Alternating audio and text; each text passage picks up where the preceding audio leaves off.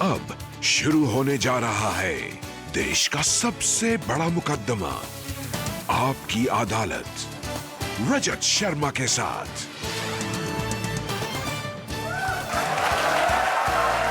नमस्कार, आपकी अदालत में आपका स्वागत है। आपकी अदालत में आज पेश करेंगे क्रिकेट की दुनिया के एक ऐसे सितारे को जिसने क्रिकेट के हर फॉर्मेट में, टेस्ट क्रिकेट हो, वनडे हो, T20 हो, दुनिया भर में देश का नाम रोशन किया। एक ऐसा सितारा जिसने अपने कॉम्पिटिटर्स को न केवल बैट से और बॉल से जवाब दिया, जब जरूरत पड़ी अपनी जबान से भी करारा जवाब दिया। प्लीज वेलकम इंडिया के सुपरस्टार क्रिकेटर हरभजन सिंह।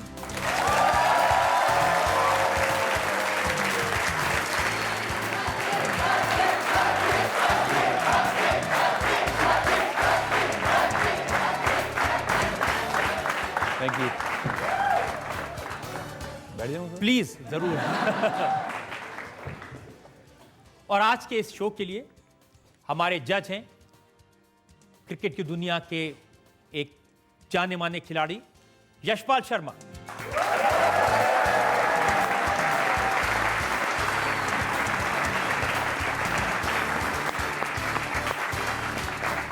और इससे पहले कि मुकदमा शुरू हो, आज के जज यशपाल शर्मा की इजाजत चाहेंगे आज की कार्रवाई शुरू करने के लिए। आज की कार्रवाई शुरू की जाए।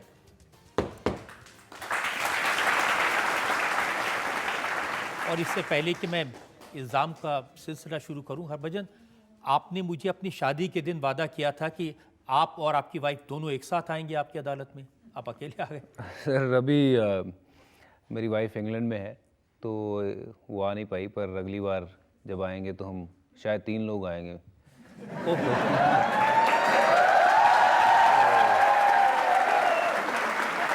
तो खुशखबरी है जी, माय वाइफ इज़ ड्यू, तो आप सबकी विशेस चाहिए साथ में, और सब कुछ अच्छे से हो जाए तो फिर सबकी दुआ है, सब कुछ ठीक से होगा। और जैसा आपने अच्छे से कहा कि अगली बार जब आप आएंगे तो 3 लोग आएंगे एक साथ। बिल्कुल। छोटा तो पता नहीं जवाब दे पाएगा या नहीं।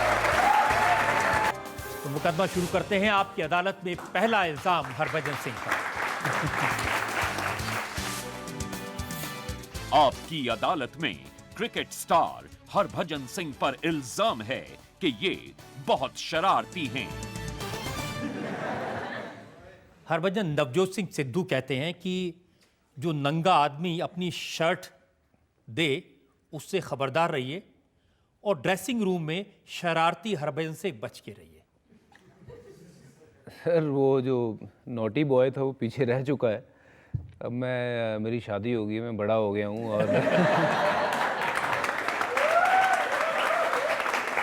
और मैं इतनी शरारतें नहीं करता हूँ। बट या शुरू में बचपन में बहुत ज़्यादा शरारती था, और वो कहीं ना कहीं वो शरारत गेम में भी मेरे झलकती थी, और झलकती है, अब चाहे कम झलकती है, पर सर वो नेचर में है, क्या करें। पंजाबी हूँ नेचर से, और जिंदा दिल इंसान हूँ, और थोड़ी बहुत शरारत अगर आदमी नहीं करेगा तो कौन करेगा। देखिए, सबने देखा सौरव गांगुली को शर्ट उतारते हुए, लेकिन मुझे बताया कि आपकी भी शर्ट आधी उतर चुकी थी। बिल्कुल। वो लॉर्ड्स में मुझे याद है, क्योंकि फ्लिंटॉफ ने यहाँ पे शर्ट उतारी थी वानखेड़े स्टेडियम में फाइनल मैच में। उसने अपनी शर्ट उतार के वो भागा था, तो हमें याद था वो। जैसे ही हम मैच जीते वहाँ नेटवेस्ट में, तो दादा ने अपनी शर्ट उतारी, और मैं भी उतारने वाला ही था। मैंने यहाँ तक उतारी थी तो राहुल ने मेरे हाथ पकड़ लिए कि नहीं, तू नहीं उतारेगा। तो खैर वो बड़ा अच्छा काम किया था राहुल द्रविड़ ने कि मुझे शर्ट नहीं उतारने दिया, नहीं तो मेरा भी आज की उस तरीके में लगा होता कि सलमान खान के बाद शर्ट किसने उतारी थी, बज्जी ने। फिर दादा के बाद मैंने। तो अच्छा हुआ मुझे रोक लिया राहुल ने। लेकिन अब मुश्किल होगा शरारत करना, क्योंकि अनिल कुंबले कोच बने हैं, वो थोड़े डिसिप्लिन वाले, थोड़े सीरियस इंसान हैं। जी, अनिल भाई एक ऐसे इंसान है जिनको मैं बहुत रिस्पेक्ट करता हूँ, और मैंने बहुत साल उनके साथ क्रिकेट खेला है, और जब मैं इंडियन क्रिकेट टीम में नहीं आया था तब से मैं उनको जानता हूँ। तो उन सालों में मैंने उनसे एक ही चीज़ सीखी है कि डोंट एवर गिव अप, क्योंकि वो ऐसे क्रिकेटर थे। और यस, वो थोड़े सीरियस मिजाज के बंदे हैं, बट दे नो मी कि अगर थोड़ा बहुत आप एन्जॉयमेंट नहीं करोगे ड्रेसिंग रूम का माहौल भी अगर आप उतना ही टेंस रखोगे जो ग्राउंड में एक्चुअली होता है, माहौल बहुत टेंस होता है, वहाँ आपको मजाक नहीं सूझता, आपका दिमाग लगता है कि आपको बैट्समैन को कैसे आउट करना है, क्या अगला प्लान होना चाहिए। बट अगर आप ड्रेसिंग रूम में भी उतना ही टेंस रहोगे तो शायद वो चीज़ आप उतनी अच्छे से नहीं कर पाओगे ग्राउंड पे जाके जो आपको करनी है। तो अनिल भाई मुझे जानते हैं, ही नोज़ माई नेचर कि मैं ऐसा हूँ और ऐसा ही रहने वाला हूँ। और बट आई डोंट थिंक कि मेरे खेलते हुए जितने साल मैं उनके साथ खेला हूँ, उनको कभी प्रॉब्लम आई है कि मेरे नेचर की वजह प्रॉब्लम से। तो ये आई थी कि आपके अच्छे खेल की वजह से कभी कभी अनिल कुंबले को बेंच पर बैठना पड़ता था।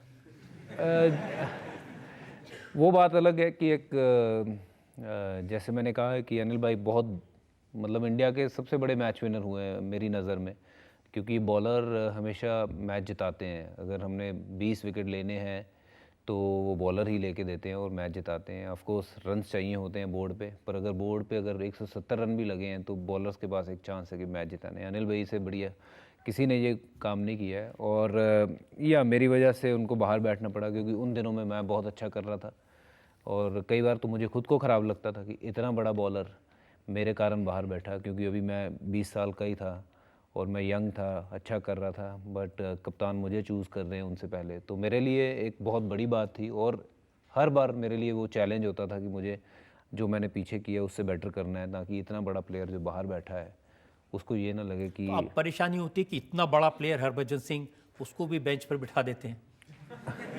वो कहते हैं कर्मा जैसे ना, कर्मा आपको देखता है। तो तो अब जो लड़के जो अच्छा कर रहे हैं वो उनको खेलने का मौका मिलता है, तो जहाँ मुझे मौका मिलेगा मैं अच्छा करने की कोशिश अब जाते हैं ड्रेसिंग रूम में तो आपको दिखता होगा कई लड़के तो ऐसे भी हैं हमारे इंडियन टीम के प्लेयर्स, जब आपने खेलना शुरू किया था तो 1-2 साल के थे। मैं हाँ तकरीबन अब 18 साल हो गए मुझे खेलते।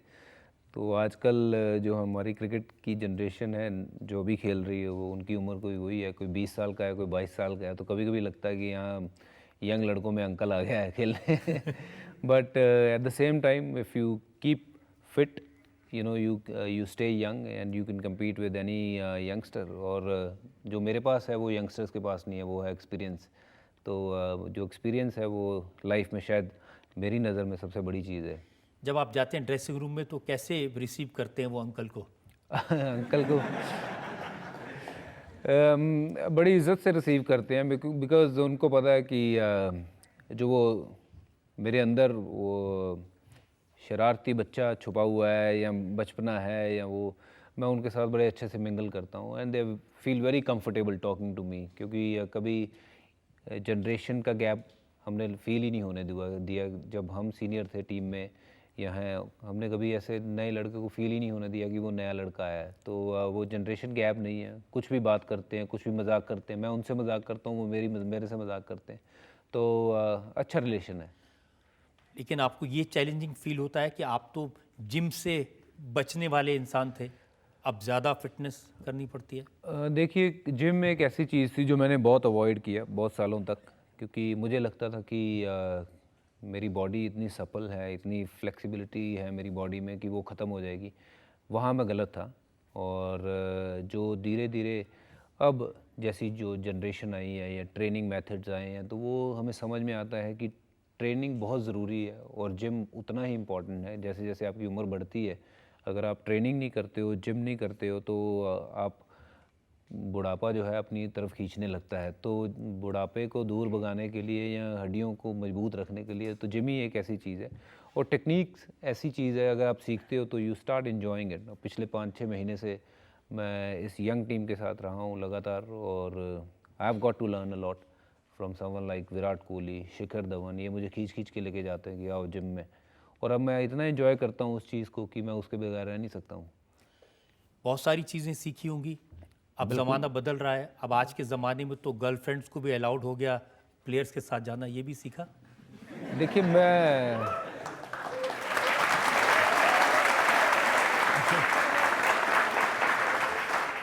देखिए गर्लफ्रेंड वाली बात तो अब रही नहीं है, मेरी तो बीवी है। और मुझे तो पक्का लाइसेंस मिल गया है कि जहाँ गर्लफ्रेंड वाला दौर था उस दौरान हमें किसी ने लेके जाने नहीं दिया गर्लफ्रेंड्स को। तो अब बीवी है, अब कोई रोकता नहीं है। तो कहते हैं कि नहीं, बीवी मस्त गो, आप जाओ या ना जाओ टूर पे, पर बीवी को साथ में ज़रूर लेके जाओ अगर जाना है तो। लेकिन अगर अच्छा नहीं कर पाए बॉलिंग में, बैटिंग में, तो सारा दोष उसमें बेचारी, उसका क्या कसूर है? अब देखिए, सारी दुनिया कहती है जब अनुष्का शर्मा मैदान में मौजूद होती हैं तो विराट कोहली जल्दी आउट हो जाता है।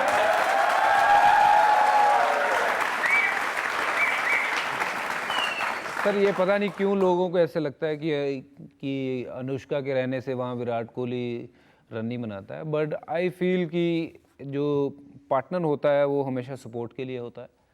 और अगर अनुष्का वहाँ मैच देखने जाती है या मेरी वाइफ वहाँ पे मैच देखने जाती है तो वो सिर्फ़ और सिर्फ सपोर्ट करने जाती है। और अगर लोगों को ऐसा मानना है तो वो बहुत गलत है। मैं सबको हाथ जोड़ के बेनती करता हूँ कि ऐसा ना सोचें। और प्लेयर का एक ही मोटिव होता है कि जाके वो अच्छा खेले, और उसकी वाइफ का या गर्लफ्रेंड का भी वही मोटिव होता है कि वो अच्छा खेले ताकि वो इंडिया को मैच जिता सके। Simple is that. बहुत सारे इल्ज़ाम मेरे पास में हैं और आपकी वाइफ के बारे में भी बहुत सारे सवाल मुझे पूछने हैं। Welcome back. आपकी अदालत में आज हम मुकदमा चला रहे हैं क्रिकेट दुनिया के चमकते सितारे हरभजन सिंह पर। आपकी अदालत में अगला आपकी अदालत में क्रिकेट स्टार हरभजन सिंह पर इल्जाम है कि ये सबका मजाक उड़ाते हैं। आपके मजाक के बहुत सारे किस्से हैं मेरे पास में। सौरव गांगुली कप्तान थे, आपने उनका अप्रैल फूल बना दिया। देखिए, वो कप्तान तो बाद में थे, पहले तो वो ऑब्वियसली हमारी तरह इंसान थे। और हम टीम में ऐसा माहौल होता है कि we are like family. So he was like a elder brother जिसके साथ हम मजाक करते भी थे। और या उनके साथ हमने अप्रैल फूल बनाया था, बड़ा मज़ा आया था हमें, और पूरी टीम ने एंजॉय किया था दादा को छोड़ के, क्योंकि दादा के साथ वो तो काफ़ी प्लान किया था आपने और युवराज ने। सर सबने प्लान किया था कि हम क्या करने वाले थे कि सौरव गांगुली ने कहीं पे तो जाके मीडिया में बोल दिया है कि भज्जी, युवराज एंड ज़हीर खान वो गेम को लेके सीरियस नहीं है और बहुत पार्टियां करते हैं और डिफरेंट लड़कियों के साथ घूमते हैं। तो ऐसा उन्होंने कहीं तो मीडिया में बोल दिया था, और हमने उसके पेपर कटिंग्स छपवा लिए थे डिफरेंट, इंग्लिश में भी, हिंदी में भी, और वहाँ के लोकल न्यूज़ में भी, कोची में। तो हमने अगले दिन जाके ग्राउंड पे बवाल कर दिया कि मैं नहीं खेलूँगा, कि आपने ऐसा इल्ज़ाम लगाया है कि मैं पार्टी करता हूँ, और मैं तो कभी पार्टी जाता ही नहीं हूँ, और आपने मेरे को बोला कि ये सीरियस नहीं है। तो हम तीनों ने अपने बैग उठाए और हम जा रहे थे, और हमारे साथ जो हमारे सीनियर थे वो भी, उनको हमने बताया हुआ था कि ऐसा करने वाले हैं। तो दे ऑल्सो एक्टेड कि सही बात है, तू ऐसे कैसे बोल सकता है इनके बारे में, ये तो बहुत कमिटेड क्रिकेटर्स हैं। तो वहाँ पाजी थे, राहुल द्रविड़ थे, और बाकी और जितने सीनियर्स थे उन्होंने भी हमारा साथ दिया कि हाँ पता था क्या हो रहा है। तो वहाँ दादा ने बोल दिया कि देखो अगर ऐसा लगता है तो मैं कल ही कप्तानी छोड़ दूँगा। तो बेचारा दादे की हालत ऐसी हो गई थी। फिर बाद में हमने बोला कि नहीं दादा, तरीक कौन सी है, जरा याद करो। जैसे तरीक का पता लगा तो फिर वो बैट उठा के हमारे पीछे भागा ग्राउंड।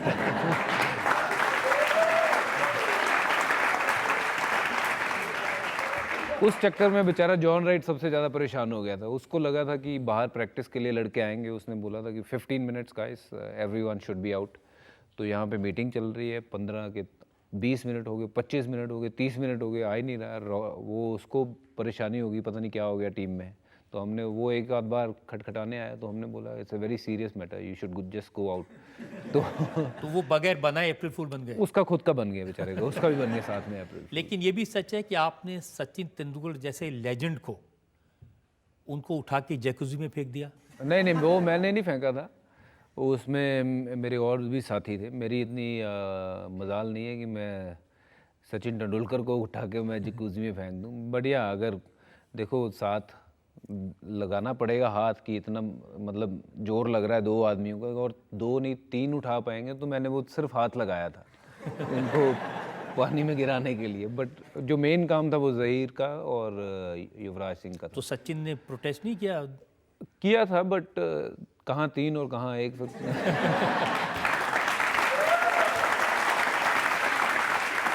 वो हम तीनों को मिला के क्रिकेटर तो वो एक ही बहुत थे, बट अब 3 आदमियों का जोर तो फिर 3 आदमियों का जोर ही है ना। आप पाकिस्तान के क्रिकेटर्स का भी बहुत मजाक उड़ाते हैं, इंजमामुल हक अगर आई एम श्योर जैसे मैं बातें करता हूँ उनके बारे में, वो भी मेरे बारे में बातें करते होंगे। ये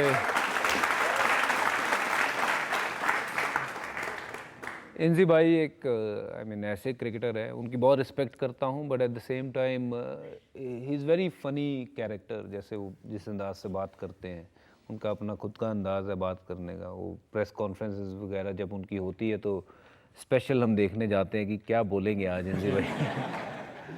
और वहीं पे एक कुछ प्रेस कॉन्फ्रेंस चल रही थी, पाकिस्तान और इंडिया का मैच था। वो मैच हार गए पाकिस्तान, फिर अगला मैच हार गए, फिर अगला भी हार गए।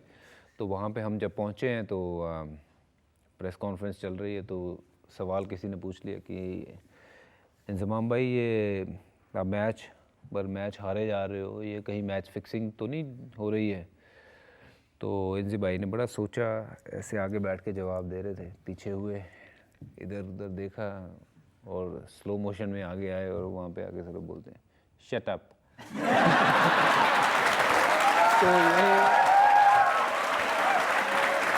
ये एक ही लफ्ज़ में उन्होंने जवाब दे दिया, जो कि उस टाइम पे we felt it was hilarious, और हम हंस हंस के वहीं से भाग गए कि कमाल का जवाब दिया। उनकी हमेशा अंग्रेजी में जवाब देने में प्रॉब्लम होती थी। वो तो हमारी भी होती है।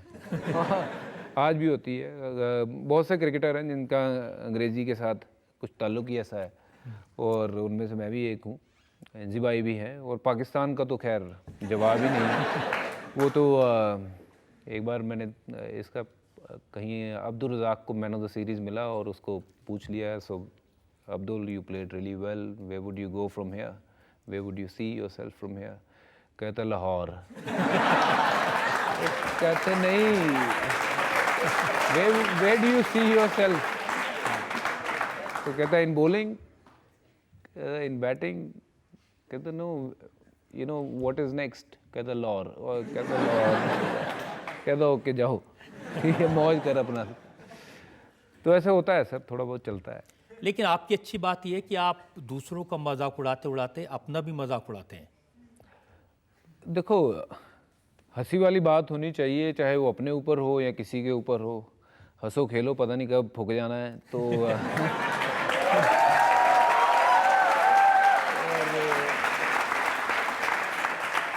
क्यों नहीं सर, अगर मजाक नहीं करोगे, हंसोगे नहीं, पूरा दिन सीरियस रहोगे। मुझे प्लेयर ने बताया कि आपने सचिन तेंदुलकर के सामने एक फैन को कह दिया I am dog of Indian cricket.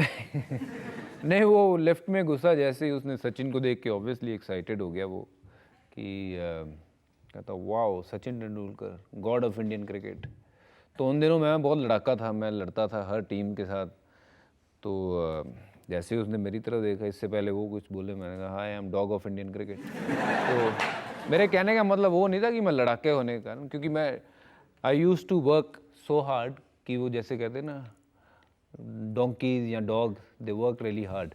तो I was the dog of Indian cricket, जो मेहनत करता है टीम को जिताने के लिए। लेकिन अपनी वाइफ के बारे में भी, गीता के बारे में आपने साउथ अफ्रीका में बताया कि कैसे उन्होंने झंडा लहरा दिया था। हाँ, उसको क्रिकेट की इतनी नॉलेज नहीं थी, और वो पहली बार साउथ अफ्रीका में आई थी, और उसको क्रिकेट का इतना शौक़ भी नहीं था। तो वो मैं बैटिंग कर रहा था, मैंने पहले बॉल पे चौका मारा, तो वो झंडा लहरा रही है। दूसरे बॉल पे फिर मेरा एक शॉट लगा, वो चौका। तो फिर मैंने देखा कि मुंबई इंडियन के झंडे लहर रहे हैं। तो तीसरी बॉल पे मैं बोल्ड होके मैं वापस जा रहा हूँ, मैंने फिर ऊपर देखा, फिर झंडा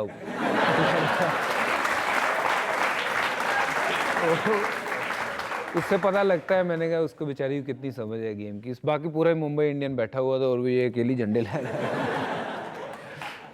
अगर क्रिकेट की समझ नहीं है तो हरभजन सिंह कैसे पसंद आ गया? ये तो सर आर्ट है।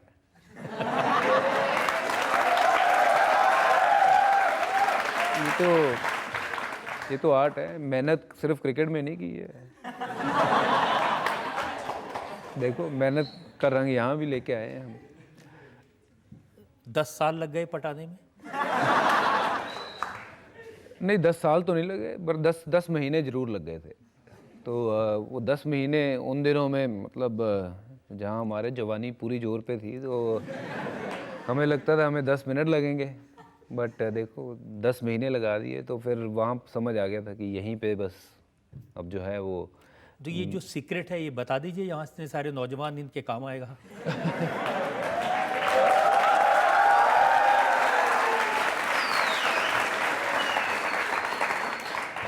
देखो सीक्रेट एक ही है कि लड़कियों को जितना हंसा सकते हो हंसाओ, और कोशिश करो कि उनको रोज़ झूठ बोलो कि तुम बहुत खूबसूरत दिख रही हो।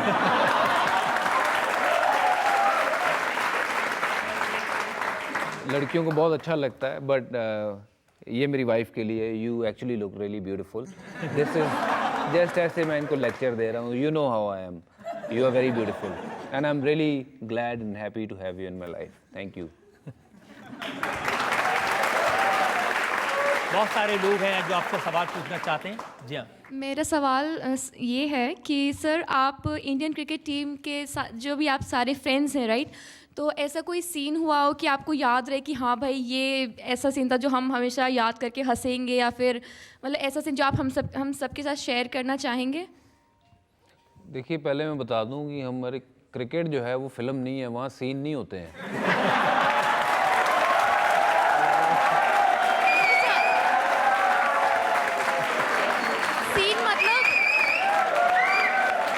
सीन मतलब कोई ऐसा इंसिडेंट हुआ हो? इसने आपको ठुल्लू दिखाया, इसने दिखाओ इसको, ठुल्लू दिखाओ आप सीन भी। मतलब कोई इंसिडेंट हुआ हो जो आपको याद रहा हो, जो आप हम सबके साथ शेयर करना चाहेंगे?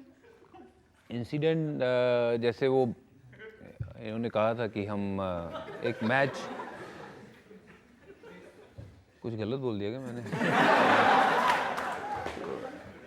वही एक हमारा जैसे जहाँ हमने सचिन पाजी को हमने जकूज़ी में फेंका था, वो इंसिडेंट ऐसा था कि उसके बारे में मैं ज़्यादा तो नहीं बता पाऊँगा, बट आप समझ सकते हो कि कितनी ज़्यादा मस्ती हो रही होगी कि पाजी जैसे इतने बड़े शख्स को, जो इतने वेल रिस्पेक्टेड हैं हमारे लिए और आप सबके लिए, उनको तक नहीं हमने छोड़ा, और कितना तक वो मजाक चल रहा होगा। और वो एक ऐसी रात थी जो मैं शायद ज़िंदगी भर नहीं भूल सकता हूँ। थैंक यू लेकिन सर, ये थैंक भी यू सच है कि सचिन तेंदुलकर भी कम शरारती नहीं है। पाजी का सेंस ऑफ ह्यूमर बहुत अच्छा है, और मैं जितना टाइम उनके साथ रहा हूँ, उनके वन लाइनर जो हैं बड़े ज़बरदस्त हैं, जो आम कभी लोगों को नहीं सुनने में आते हैं। I think you should invite him to come over, और उनसे कुछ स्टोरी सुनेंगे, बहुत कुछ सीखेंगे भी, पर उनका अगर ह्यूमर साइड सुनोगे तो आपको बहुत मज़ा आएगा। और महेंद्र सिंह धोनी ऐसे ही नॉन एक्सप्रेशन वाले हैं जैसे वो दिखते हैं फील्ड में?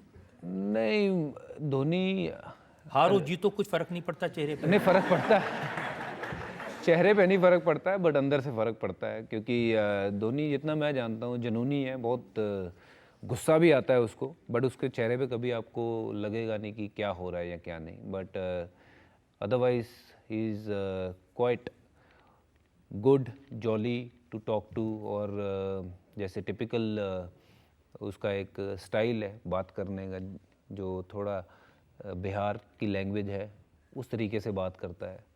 वो कभी कभी सुनने में बड़ा अच्छा लगता है, जैसे वो अपने वहाँ के जो नॉर्मल जब गाने बजाता है, वहाँ के जो भोजपुरी गाने, हाँ जी, तो वो जब नाचता भी है कभी कभार तो वो भोजपुरी स्टाइल में नाचता है, तो देखने में बहुत मज़ा आता है। कौन से गाने होते हैं वो? अब सर वो कोई कोई तो ठीक होते हैं, कोई डबल मीनिंग भी होते हैं। सर आपका एक बहुत अहम योगदान रहा है भारतीय क्रिकेट के लिए। आजकल एक नया ट्रेंड चल रहा है कि भारतीय क्रिकेटर्स की ज़िंदगी को बड़े पर्दे पे फिल्माने का, तो हम सब लोग सारे फैंस जानना चाहते हैं कब हमें आपकी एक फिल्म देखने के मिलेगी आपके लिए बड़े पर्दे पर? बड़े पर्दे पर मेरी, आई थिंक आपने पिछले 18 साल से मेरी फिल्म ही देख रहे हो। मैं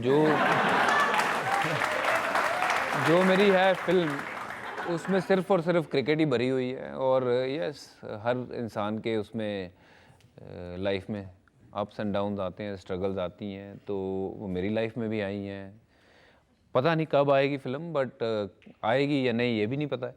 बट अगर आएगी तो बड़ा अच्छा होगा, नहीं आएगी तो कोई बात नहीं, मुझे मेरी फिल्म पता है। बाकी मैं अपनी बुक ज़रूर लिखूँगा जिसमें मैं बताऊँगा कि मैंने लाइफ में क्या क्या कोशिशें की आगे बढ़ने के लिए, और किस किस जगह पे मुझे मुश्किलें आई, और क्या क्या चीज़ों ने जो है वो मुश्किलों का हल निकाला, वो ज़रूर करूँगा मैं। फ़िल्म का तो पता नहीं, अगर किसी ने फ़िल्म बनानी हो तो वो बुक को लेके फिर उसके बाद फ़िल्म बना सकते हैं। हरभजन, हर प्लेयर का कोई ना कोई एक विश्वास होता है, किसी का लाल रुमाल होता है, किसी का पैड, किसी का बैट, तो हरभजन का क्या है? भगवान। मेरा मैं ना कभी सर मैंने रुमाल रखा है, ना मैंने कभी मैं सुना एक सपोर्टर था आपका जो नहीं, वो ऐसे होता है कि रुमाल तो नहीं था, वो सपोर्टर तो बेचारा फट के अब तो उसका पोचा भी बन चुका होगा। बट वो एक ऐसी सीरीज़ थी जिसमें मैंने 32 विकेट लिए थे, और उस दिन मैंने पहले दिन वो सपोर्टर, आपको पता होगा वो अंडरवेयर को सपोर्टर कह रहे हैं, तो आपको पता है क्योंकि आप क्रिकेट खेलते हो, बाकियों को नहीं पता। अच्छा, तो वो था, मैंने उस दिन जस्ट वो पहना, और उसके साथ जो सॉक्स पहने, उसके साथ जो पैंट पहनी, शर्ट पहनी, वो पहन के मैंने 5 विकेट ले लिए। तो फिर मेरा एक बिलीफ बन गया कि मैं यही ड्रेस पहनता हूँ, ये सेम चीज़ें रिपीट करता हूँ, देखते क्या होता है। फिर मैं 7 विकेट ले गया।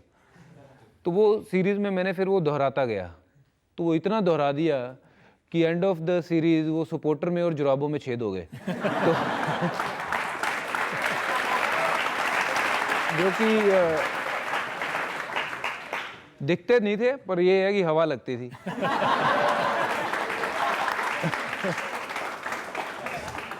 गर्मियों में सर थोड़े बहुत हवा तो लगनी चाहिए, नहीं तो फिर बंदा। Welcome back. आपकी अदालत में हमारे मेहमान हैं हरभजन सिंह, और आपकी अदालत में अब वक्त है अगले इल्जाम। आपकी अदालत में क्रिकेट स्टार हरभजन सिंह पर इल्जाम है कि इनको बड़ी जल्दी गुस्सा आता है। हरभजन, जब इतिहास लिखा जाएगा क्रिकेट का, तो सबसे ज्यादा फील्ड पर गुस्सा दिखाने वालों में हरभजन सिंह का नाम होगा? नहीं सर, मेरे से ऊपर बहुत लोग हैं जिनको गुस्सा आता है। और देखिए, मैं जब खेलता हूँ बहुत कॉम्पिटिटिव जोन में रहता हूँ, और उस जोन में रह के मेरे दिमाग में सिर्फ एक ही चीज़ होती है कि मैं इंडिया को कैसे मैच जिता सकता हूँ, और उसके लिए मैं दिल जान से क्रिकेट खेलता हूँ। और कभी कभार ऐसा होता है कि गुस्सा भी हो जाता हूँ उसमें, बट कभी कभार नहीं, शुरुआत ही की थी। नए नए आए थे, रिकी पॉन्टिंग के साथ झगड़ा किया, गालियां दी। सर उसने भी मुझे गालियां दी उसमें। अगर कोई गाली देगा तो उसको सर थैंक यू थोड़ी बोलेंगे, उसको गाली ही देंगे ना सामने से।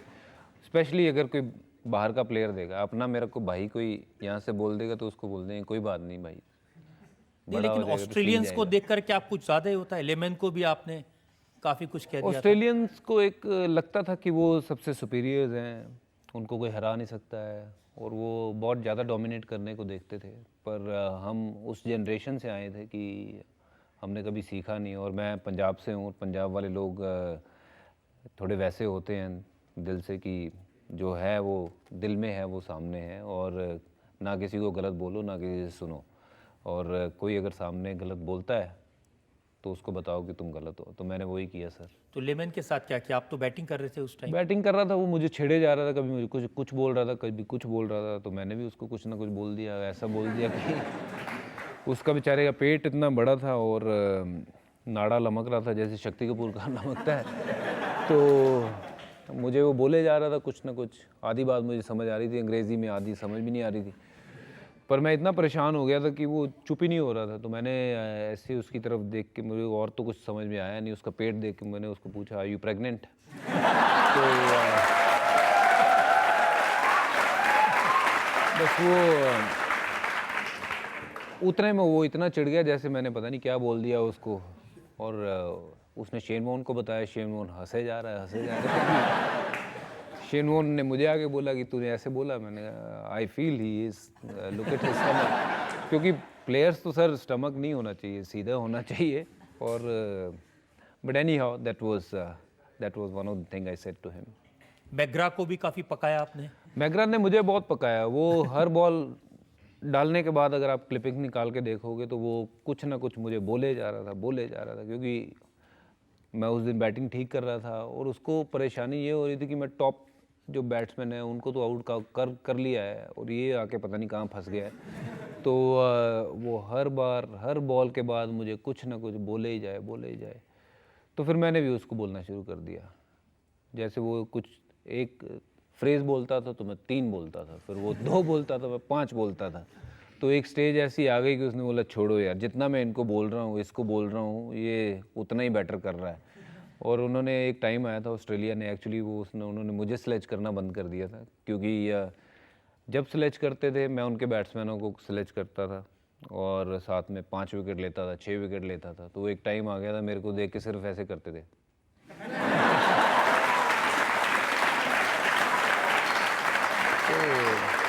अच्छा, इसीलिए आपने एंड्रू साइमंड्स को मंकी कह दिया था? नहीं, मैंने नहीं कहा सर, मैंने कहा ही नहीं।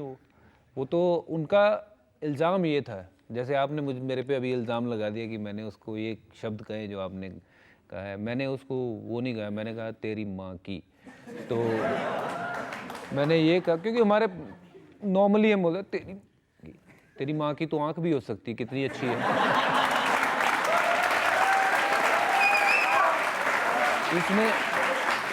उसने अगली बात ही नहीं सुनी। मैंने उसको बोला तेरी माँ की हाथ की रोटी खाने का बड़ा दिल कर रहा है, तो उसने अगली बात ही नहीं सुनी सर।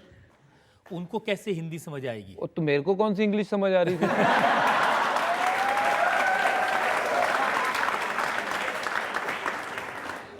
लेकिन पाकिस्तानी प्लेयर्स को तो आपकी पंजाबी समझ आती होगी? बिल्कुल, उनको तो समझ आती है, एक ज़ुबान बोलते हैं हम पंजाब वाले भी, और यहाँ के पंजाब वाले भी, वहाँ के पंजाब वाले भी, और पूरा हिंदुस्तान पाकिस्तान की ज़ुबान तो एक ही है। उनको भी आप अच्छी तरह से गाली देते? नहीं, उनको नहीं मैंने गालियाँ दी। हाँ, अगर ग्राउंड पे कभी कभार झगड़ा हो गया हो तो 2 अगर उन्होंने दी होंगी तो मैंने भी दी है। शोएब अख्तर का किस्सा मैंने सुना है अच्छी तरह हाँ, उसने मुझे बहुत गालियाँ दी थी, शोएब अख्तर ने। शोएब अख्तर एक ऐसा बंदा है जो अपने आप को, मतलब हमारे साथ बड़ा अच्छा घुल मिल के रहता था, हमारे साथ ही उठता बैठता था, खाना भी और पीना तो नहीं, खाना तो खाना वगैरह हमारे साथ ही खाता था। तो वो शायद हम ज़्यादा ही क्लोज हो गए तो उसने ग्रांटेड ही ले ली चीज़ कि नहीं भी भज्जी मुझे कैसे छक्का मार सकता है। यार गेम है। तो आपने गाली भी दी और छक्का भी नहीं मारा? पहले मैंने छक्का मारा और उसमें उतना वो शॉक्ड हो गया कि इसने कैसे मुझे मार दिया छक्का। तो वो उसका जैसे उसने अगले 2 बॉल बाउंसर मारे, वो निकल गए, तो फिर मुझे वो बोलने लग गया कुछ, तो फिर मैंने भी जवाब दे दिया उसका। जैसे जैसे वो गालियाँ देनी शुरू हुई मैंने भी बोलना शुरू कर दिया। बट गेम के बाद हम दोबारा फिर शाम को इकट्ठे ही बैठे हुए थे। मैंने कहा ये अच्छा, इतना जो सब कुछ ड्रामा कहा वो पब्लिकली नहीं बताया जा सकता ऐसे? नहीं, वो ऐसी चीज़ें हैं कि जो पब्लिकली नहीं करनी चाहिए थी हमें वहाँ पे भी, और आज मैं बता भी नहीं सकता हूँ। और उस चीज़ को लेके मैं थोड़ा शर्मिंदा भी हूँ कि हमने एक दूसरे को, इतने अच्छे दोस्त होने के बावजूद हमने पब्लिकली हमने ऐसी बातें की। लेकिन मैंने सुना कि दोस्त होने के बावजूद उसने कहा कि मैं कमरे में घुस के मारूंगा। हाँ, उसने ये भी बोला था कि मैं तेरे को कमरे में घुस के मारूंगा। मैंने कहा आजा देख लेते हैं कौन किसको मारेगा। और मैं डर गया था एक्चुअली, मैंने कहा सच्ची आ ना जाए, क्योंकि संडा बहुत तगड़ा है वो। तो उसने एक बार मुझे और यूवी को पटक पटक के अपने कमरे में बहुत मारा था, क्योंकि वो तकड़ा इतना था। हम उसको पकड़ने जाएं, वो पकड़ में कहाँ आता था, वो 3 लोगों के पकड़ में ना आए। तो उसने कहा एक बार यूवी को इधर फेंक दिया करे, और यूवी तो मेरे से वैसे ही 2 गुना है, और यूवी को फेंक रहा तो मैं वैसे ही कोने में जाकर ना करना। पर ये है कि हमारा दोस्त है, ठीक है, ग्राउंड में सर थोड़ा बहुत चलता है जब दोनों अपनी अपनी कंट्री के लिए खेलते हैं। लेकिन आप भी तो छेड़ने में कम नहीं है। जब पाकिस्तान की टीम हार जाती थी तो उनके ड्रेसिंग रूम के बाहर जाके भंगड़ा करते थे। नहीं, वो एक ही बार हुआ है, जब इंडिया पाकिस्तान का मैच था 2003 में, वर्ल्ड कप का मैच था, बड़ा प्रेशर वाला गेम था वो मैच। मैं एक ही मैच था वर्ल्ड कप में नहीं खेला था, और उस दौरान मैंने मेरी यूसुफ योहाना, जो मोहम्मद यूसुफ, उससे झगड़ा हो गया था। During lunch break. तो समहाउ वो थोड़ा फीलिंग वैसी आ गई थी कि 1-on-1 जैसे हो गया था। तो मैच जीतने के बाद obviously I got really excited. वहाँ हमारा म्यूज़िक जो चल रहा था तो मैंने नाचना शुरू कर दिया। हमारे इतने प्रशंसक आए हुए थे लोग जो मैच देखने इंडिया से, उनके साथ जाके मैंने भी नाचना शुरू कर दिया। बड़ा मज़ा आया था वो मैच जीतने में। और पाकिस्तान को हरा के तो ज़्यादा ही मज़ा आता है। Sir for me as a player, आप किसी भी बड़ी टीम को मैच हराते हो तो बड़ा मज़ा आता है। और पाकिस्तान की जो उस टाइम पे टीम थी बहुत बड़ी टीम थी। वसीम अकरम, वकार यूनिस, ये उनकी बॉलिंग लाइनअप थी। सकलैन मुश्ताक, हाँ शोएब अख्तर, ये उनकी बॉलिंग लाइनअप थी। बैटिंग बड़ी अच्छी बैटिंग थी कि साइद अनवर जैसे धुरंधर तब क्रिकेट खेल रहे थे उनके लिए। तो वो स्पेशल गेम था, स्पेशल मोमेंट थी। तो आई फील इंडिया पाकिस्तान का जब मैच होता है उसको प्लेयर से ज़्यादा मीडिया उसको बहुत ज़्यादा हाइप कर देता है कि इतना बड़ा गेम बना देते हैं कि शायद इससे बड़ा गेम नहीं है। बट मेरे अंदाज़ में अगर आज की डेट में इंडिया का किसी के साथ मुकाबला है तो वो है साउथ अफ्रीका या ऑस्ट्रेलिया या इंग्लैंड। ये 3 टीमें हैं, क्योंकि हम बाकी टीमों से आई फील हम अगर 10 बार मैच खेलेंगे तो शायद उनको हम 7 बार हरा देंगे। ऑस्ट्रेलिया को आप स्लेज करें, लोग पसंद करेंगे, पाकिस्तानी प्लेयर्स को करें, लोग पसंद करेंगे, लेकिन वो श्रीसंत क्यों थप्पड़ मार दिया था, इतना रोया वो? नहीं, उसने नौटंकी बहुत कर दी एक्चुअली। वो मेरी गलती थी कि मैंने जो भी हरकत की ग्राउंड पे, और मैं आज नहीं, मैं हर इंटरव्यू में मैंने बोला है कि कुछ ऐसी चीज़ें हैं जो लाइफ में मैंने बहुत गलत की हैं और उससे मैं सीखा भी हूँ। श्रीशांत वाला एपिसोड एक ऐसा था कि जिसमें मैं गलत था और मैं आज भी शर्मिंदा हूँ। बट उसने रोना शुरू कर दिया ऐसा कि जैसे मैंने बहुत ज़ोर से मारा हो, ऐसा भी कुछ नहीं था। But any how sir, that was something which obviously will everybody will remember that कि यार इसने ये गलती की थी। और मैं बाकी सबको आज फिर दोबारा कह रहा हूँ, आई एम सॉरी जो मैंने वहाँ तब किया था, और वैसा नहीं, मुझे करना नहीं चाहिए था। लेकिन आपने सीखा कहाँ? सीखा कहाँ? मतलब सीखा नहीं इन एपिसोड से भी? नहीं, उसके बाद मैंने किसी को नहीं मारा। मारा नहीं, लेकिन मारते मारते रह गए अंबाती रायडू को। नहीं सर, मैं वो समझाने गया था। मैं अगर वो शायद 5-6 साल पहले ही कोई बात होती तो कुछ ऐसा हो सकता था। बट देखो, जब आप ग्राउंड पे खेलते हो, बहुत बार जब आप मिस फील्ड करते हो, मैं भी करता हूँ, मैंने बहुत गालियाँ खाई हैं बॉलर्स से। और मैं ये जो यंग लड़के बैठे हुए हैं इनको भी एडवाइस करूँगा कि एफर्ट जो है ग्राउंड पे सब करते हैं, बट वो हीट ऑफ द मोमेंट जो आपको लगता है कि इसको बॉल पकड़ना चाहिए था, तो आपको एज ए बॉलर रिएक्ट नहीं करना चाहिए, बट वो हो जाता है। अगर बॉलर करता है तो उस टाइम पे फील्डर को रिएक्ट नहीं करना चाहिए। बहुत बार जाके आप जब ड्रेसिंग रूम में बात करते हो कि भाई वो चौका पकड़ना चाहिए था, तो आप कहते हैं कोई बात नहीं यार, ठीक है। तो कोशिश करना कि उस टाइम पे रिएक्ट मत करना। अगर बॉलर ने कुछ बोल दिया है तो आप चुप रहिए, अगर फील्डर ने कुछ बोल दिया तो लेकिन अब जो आपका एंग्री यंग मैन का खिताब है, ये विराट कोहली ने ले लिया है। वो बहुत गुस्सा करते हैं, aggressive। देखो, वो एंग्री यंग मैन का खिताब हो या क्या कहो, वो जुनून है मेरे ख्याल से। तो अब आपने उसको एंग्री यंग मैन का खिताब दिया, जुनून उसी बंदे में होगा जो बहुत जुझारू बंदा होगा, जिसके लिए जीत ही सब कुछ है और जीत के लिए वो दिल जान लगा देगा। और मैं वैसा क्रिकेट खेला हूँ, and it's good to see Virat Kohli, you know, the way he conduct himself. I feel this is brilliant कि this is the way forward for Indian cricket, कि अच्छी बॉडी लैंग्वेज लेके जाना, fight it out for India, you know, कि हमने यहाँ से result निकालना है इंडिया के लिए। तो वो स्पिरिट होनी चाहिए, और जो विराट कोहली ने मतलब चाहे मेरे से ली है या उसमें अपने आप में थी, which is I feel is a great sign, you know, for Indian cricket to take Indian cricket to different heights. लेकिन बहुत लोग सलाह देते हैं कि इतना एग्रेसिव नहीं होना चाहिए। देखिए, ये तो हर इंसान को पता है कि उसकी लिमिट क्या है। बाकी एक गाना बना था, कुछ तो लोग कहेंगे, लोगों का काम है कहना। तो अगर तो आपने ज़िंदगी उनके हिसाब से जीनी है या अपने हिसाब से जीनी है, ये डिसाइड आपको करना है। पर ओवर द लिमिट तो कुछ भी नहीं होना चाहिए। खाना भी नहीं ज़्यादा खाना चाहिए, क्योंकि वो भी नहीं पचता है। तो अग्रेशन भी उतना ही रखना चाहिए जितना वो आपके अच्छे के लिए काम करे। नहीं, आपने अच्छी बात कही। विराट कोहली वाकई में ऐसे प्लेयर हैं जिसने इंडियन क्रिकेट का स्टैंडर्ड बहुत ऊंचा उठाया और आपने बहुत कंट्रीब्यूट किया और आप सबसे सीनियर प्लेयर हैं इस समय और सब लोग चाहेंगे कि विराट कोहली इसी तरह से एग्रेसिवली खेलते रहें। जनता में जो लोग सवाल पूछना चाहते हैं। Sir, as we all know, sir, you are a good batsman and a bowler too. Sir, and on the pitch, what would you like to play as a bowler or a batsman? See, I'm a bowler first who can bat, and yes, I've improved quite a lot. But at the same time, I have a complaint to myself that why didn't I work really hard on my batting? Though I had the talent to become really good at batting as well. But yes, I'm a bowler who would love to bowl. And yes, when I'm out there with the bat, you know, I don't want to give it up. I want to fight it out and score as much as I can for the team. जब आप first time Indian team में select हुए थे तो आपके parents का क्या reaction था first? My parents, they were really happy and very proud, and actually they couldn't believe that कि ऐसा हुआ है और मुझे खुद को ही नहीं यकीन हुआ था कि ऐसा हुआ है। तो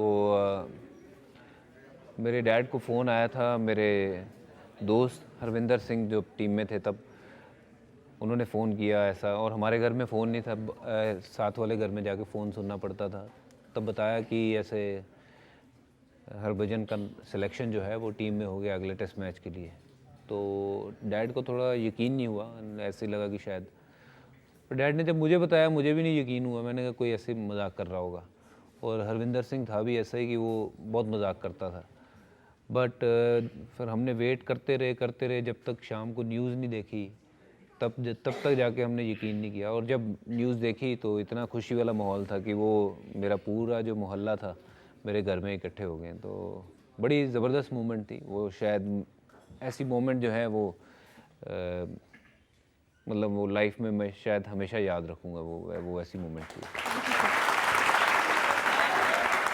बहुत लंबा रास्ता आपने तय किया है। Welcome back. आपकी अदालत में मुकदमा चला रहे हैं क्रिकेट की दुनिया के सितारे हरभजन सिंह पर। आपकी अदालत में अगला। आपकी अदालत में क्रिकेट स्टार हरभजन सिंह पर इल्जाम है कि ये नए नए विवाद खड़े करते हैं। ये तो हमने बात की क्रिकेट के मैदान की, क्रिकेटर्स की, लेकिन अब अनिल कुंबले ने एक तस्वीर जारी की है ट्विटर पर जिसमें आप सब लोग यंग प्लेयर दिख रहे हैं, बहुत यंग हैं। उसमें सचिन तेंदुलकर भी है। अभी नहीं यंग दिख रहा आपको? देखो, ओहो मैं गिरने लगा था। देखो अभी भी यंग हूँ सर। अब बच्चे दिख रहे हैं। हाँ, अब दिल तो अभी भी बच्चा ही है सर। तो पार्थिव पटेल ने उस पर कुछ कमेंट किया तो आपने लिख दिया, पार्थिव तुम चूजे की तरह दिख रहे हो। पार्थिव था ही इतना छोटा, जब मतलब जैसा ये बच्चा है ऐसा ही लग रहा है तब वो। अब वो इतने बड़े बड़े उन सब में बैठा हुआ तो मैंने ऐसे ही लिख दिया। मैंने look at you, you look like, मतलब चूजे का मतलब होता है कि छोटा बच्चा, तो वो वैसा लग रहा था। कि आपने नए तरीका ढूंढा है ट्विटर पर।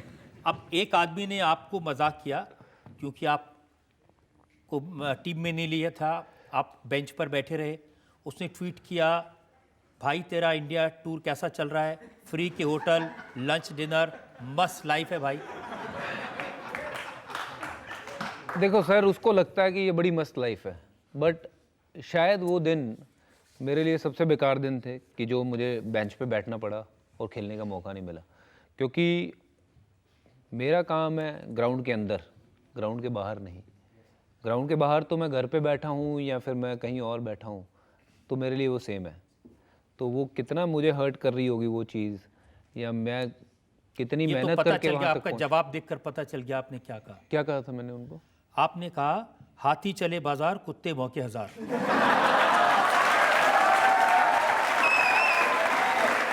और अभी आपने कहा हाथी चले बाजार, कुत्ते भौंके हजार, और तुम उनमें से एक हो। सर उसने देखिए मेरे सेंटिमेंट्स को हर्ट कर दिया था कि उसको पता नहीं मैं कितनी मेहनत करता हूँ, और उसको लगता है कि मैं 5 स्टार में रह के बहुत खुश हूँ, या मैं 5 स्टार के खाने खा के बहुत खुश हूँ, और मैं अपनी, उसको ये नहीं पता कि मैं अपनी फैमिली से दूर हूँ, अपने मैं माँ से दूर हूँ, बीवी से दूर हूँ, अपने मैं भाई बहन से दूर हूँ, और वहाँ मैं क्रिकेट खेलने जा रहा हूँ, वहाँ मुझे मौका नहीं मिल रहा है। विच इज़ फाइन कि मैं नहीं सिलेक्ट हो रहा हूँ फर्स्ट 11 में, बट उसको पता नहीं है कि मैं जिम में कितना वर्कआउट कर रहा हूँ, मैं ग्राउंड पे कितना वर्कआउट कर रहा हूँ, just to get on to the park and show my talent and win game for India. और उसके बाद अगर ऐसा कमेंट अगर कोई करे तो फिर मुझे थोड़ा सा लग गया था, मे भी मुझे नहीं उसको ऐसा रिएक्ट करना चाहिए था, बट एनी हाउ। और रिएक्ट करके याद भी नहीं है। दुनिया में बहुत बड़ी बड़ी चीज़ें हो रही है सर, कहाँ फंसे हुए आप छोटी छोटी चीज़ों में।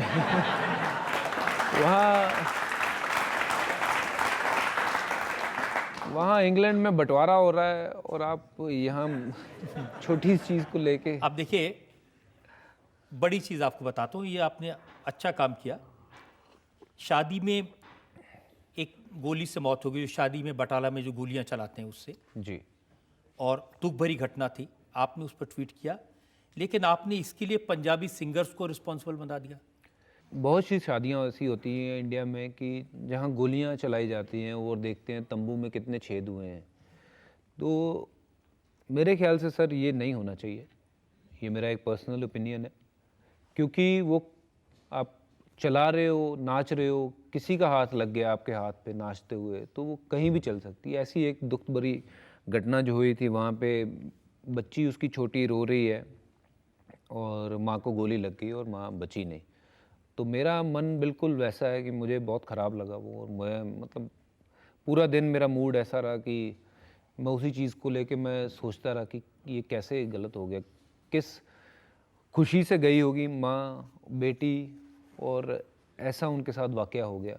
और मैंने सिंगर्स का ऐसा नहीं किया है कि उनको ही दोषी ठहराया, बट कहीं ना कहीं सर उनकी ये देन ज़रूर है कि आप अग्रेसिव गाने जब बनाते हो, कि आप गाने में जो सुनते हो, जो आपको लगता है कि हाँ मैं ऐसा करूँगा तो बड़ी मेरी शान बनेगी, वैसा करूँगा तो मेरी बड़ी शान बनेगी। तो अगर अब मैं गोली चलाऊँगा, मैं देखता हूँ कि एक गाना है कि जिथे हुंदी है पाबंदी हथियार दी उत्थे जट फैर करदा, कि मतलब जहाँ पाबंदी होती है हथियार की वहाँ जट फायर करता है। तो वहाँ जट को ये दिखाने से जट बड़ा नहीं हो जाता कि मैं फायर कर सकता हूँ। तो मेरे ख्याल से सर ये ऐसे गाने जो हैं वो कहीं ना कहीं जो हमारे बच्चों के ऊपर या आने वाली जनरेशन के ऊपर प्रभाव डालते हैं। तो मेरा सिर्फ यही एक उनको मैसेज था कि प्लीज़ ऐसे गाने मत बनाओ।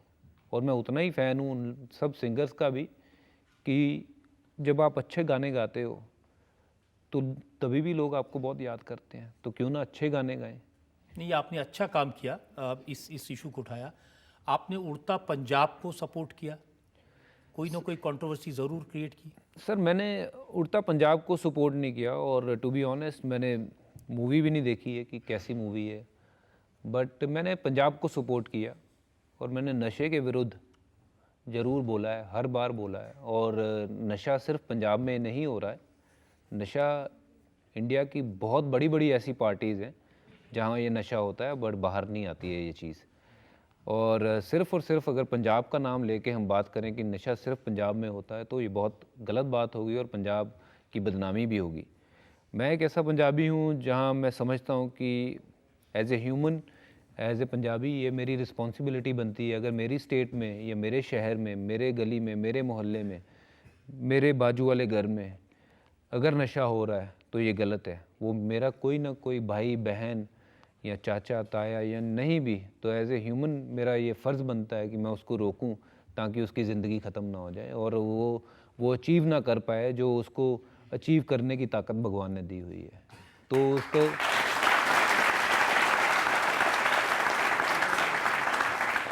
मैं ह्यूमैनिटी को सर सपोर्ट करता हूँ। मैं उड़ता पंजाब, उसके ऊपर फ़िल्म बनी है, अगर उन्होंने कुछ ऐसा वाकई दिखाया है कि पंजाब में जो चीज़ हो रही है अगर ऐसी हो रही है तो वाई नॉट, दिखानी चाहिए चीज़, क्योंकि ये हमने अपने बच्चों को सिखाना है, आने वाली जनरेशन को सिखाना है कि नशा आपको नहीं ख़त्म करता है बट आने वाली पूरी जनरेशन आपकी ख़त्म कर देता है।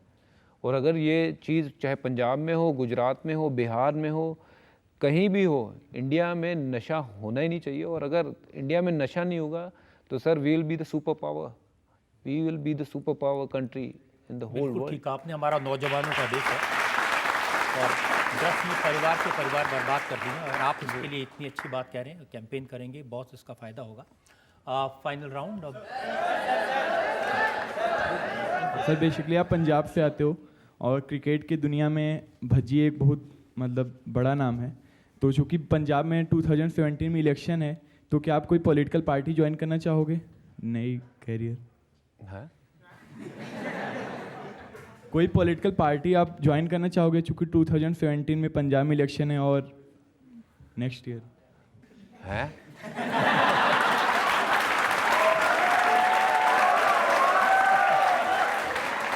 आपको जवाब मिल गया होगा।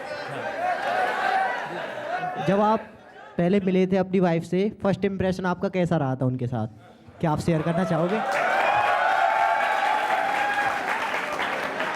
ऐसे कर दिया, सवाल पूछ के ऐसे कर दिया कि सर पीठ दुख रही है बहुत देर से। कोई नहीं, मैं दबा देता हूँ तेरी पीठ। Thank you sir. साथ में तेरी गर्दन भी थोड़ी सी। इम्प्रेशन ऐसा था कि यार इसको बीवी बनाना है और क्या, और उसके लिए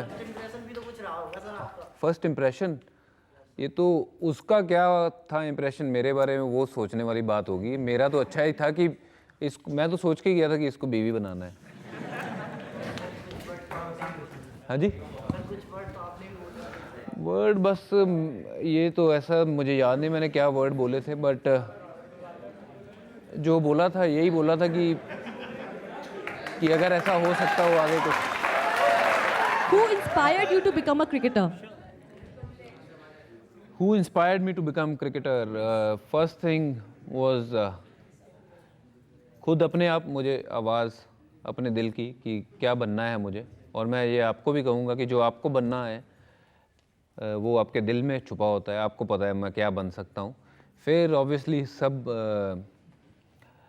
बंदों के हीरो होते हैं कि मुझे इसकी तरह बनना है। वैसे मेरे कपिल देव हीरो थे उस टाइम पे, फिर थोड़ा मैं और बड़ा हुआ तो सचिन तेंदुलकर को देखने लग गए, तो ऐसे उनको देख के फिर मुझे हुआ कि मैं एक दिन इनकी तरह बनना चाहता हूँ, इन्हीं की तरह मैं खेलना चाहता हूँ, इन्हीं की तरह मैं इंडिया के कलर्स में क्रिकेट खेलना चाहता हूँ। तो yes, it was myself who wanted to play cricket, and yes without my parents support and guidance और my coaches, I don't think I would have reached where I've reached today, and I'm really grateful for that. Thank you so much, sir. आपको क्या लगता है कि Indian cricket team के लिए best captain कौन है, महेंद्र सिंह धोनी या फिर विराट कोहली? बिकॉज दोनों ही बहुत डिफरेंट है, एक बिल्कुल ही काम एंड कूल है और दूसरा बिल्कुल एग्रेसिव नेचर वाले है। तो आपका क्या ओपिनियन है? देखिए, मेरा ओपिनियन ये है कि मैं आपको बताना चाहूँगा, महेंद्र सिंह धोनी और विराट दोनों डिफरेंट कैरेक्टर हैं, डिफरेंट प्लेयर भी हैं, और धोनी ऐसा नहीं है, एग्रेसिव नहीं है। एग्रेसिव सिर्फ दिखावे से नहीं होता है, जो आपके फील्ड सेट्स होते हैं, जो आप मैदान पे आप जो दिमाग लगाते हो, वो भी एग्रेसिव तरीका होता है अपने आप में। और Mahendra Singh Dhoni is also a very aggressive captain. Virat Kohli के जो माइंड सेट है वो है ही वैसा कि अग्रेसिव नेचर है, जो उसने अपने अच्छे में इस्तेमाल की है, जिसका रिज़ल्ट टीम को बहुत अच्छा मिला है। तो मेरे ख्याल से दोनों अपने अपने जगह पे बड़े अच्छे कैप्टन हैं। धोनी ने बड़ा अच्छा लीड किया इंडिया को इतने सालों तक, और अब विराट कोहली लीड कर रहे हैं।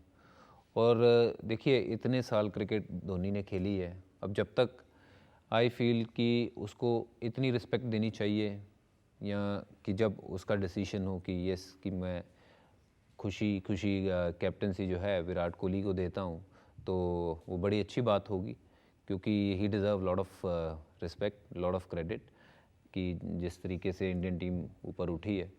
तो और विराट कोहली चाहे कप्तान हो, अगले कुछ आज बन जाएं, कल बन जाएं, या साल बाद बन जाएं, विराट कोहली के पास बहुत समय है कि वो इंडिया को आज अगर इंडियन क्रिकेट यहाँ है तो यहाँ लेके जा सकता है। तो दोनों अपनी जगह पे बड़े अच्छे कैप्टन हैं।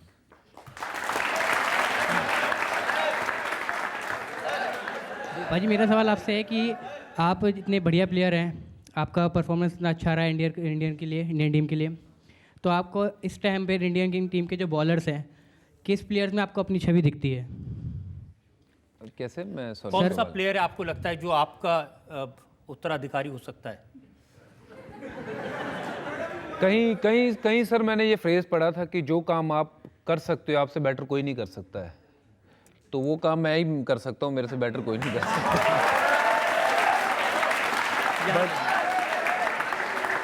हरभजन जी, आपसे हर चीज़ के बारे में सवाल, आपके क्रिकेट के बारे में, आपके गुस्से के बारे में, आपके मजाक के बारे में और आपके ट्वीट्स के बारे में आपने हर चीज़ का खुलकर जवाब दिया। Welcome back. आपकी अदालत में आपने मुकदमा चलाया क्रिकेट की दुनिया के चमकते सितारे हरभजन सिंह पर।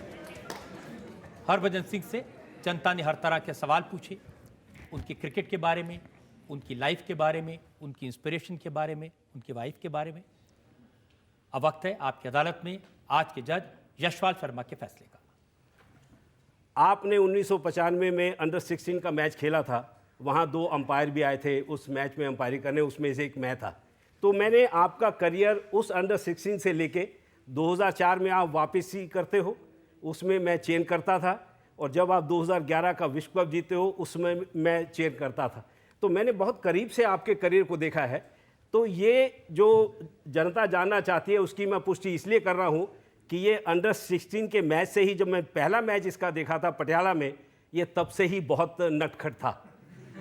लेकिन आपने जिस लगन के साथ ये क्रिकेट खेली है, हम यही चाहते हैं कि एक बार फिर से ये इस अदालत में आपका और मेरा आमना सामना हुआ है। मैं तो ये दुआ करता हूँ कि एक बार फिर मेहनत के साथ, अच्छे लगन के साथ, एक बार परफॉर्मेंस के साथ फिर टीम में वापसी करें और देश का नाम रोशन करें। Thank you sir. लेकिन ये अदालत आपको तभी पूरी तरह बरी करेगी जब आप जनता को एक गाना जरूर सुनाएंगे। अरे वाह। गुरदास मान साहब का एक गाना है, जद जोगण दी रुत आवे, मुंडा चोरी छिप नैन मिलावे, जद जोगण दी रुत आवे, मुंडा चोरी छिप नैन मिलावे, कुड़ी हंस के नीवियां पावे ते समझो मामला गड़बड़ है, मामला गड़बड़ है।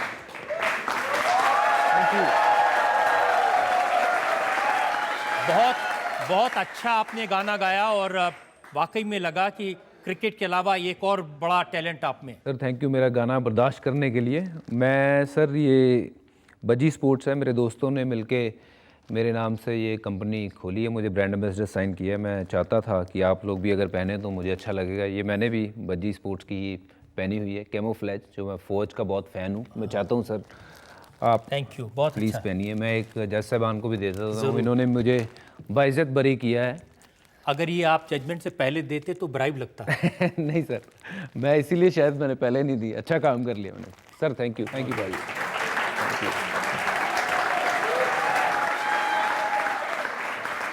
हमारी दुआ है कि हरभजन सिंह इसी तरह से क्रिकेट खेलते रहें, एग्रेशन के साथ खेलते रहें, एनर्जी के साथ खेलते रहें, दुनिया को एंटरटेन करते रहें और ज़िंदगी में और बड़े बड़े मुकाम हासिल करें।